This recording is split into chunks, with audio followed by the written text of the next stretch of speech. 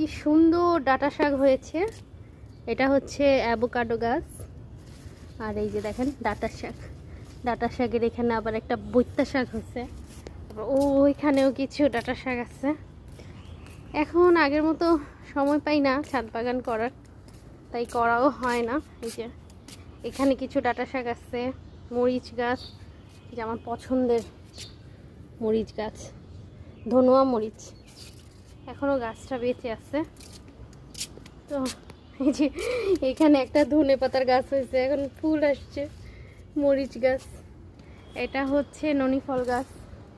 আর এই হচ্ছে আমার সজনে গাছ। এই যে সজনে গাছে 3টা সজনে আসছে। আর এই হচ্ছে ডাঁটা শাক, নিম পাতার গাছ। এখন ওই রকমভাবে আর সময় দেওয়া হয় না, আর আসা হয় না।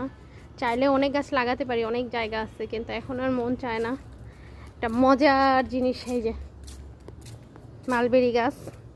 তো ডাঁটা শাকগুলো আজকে তুলে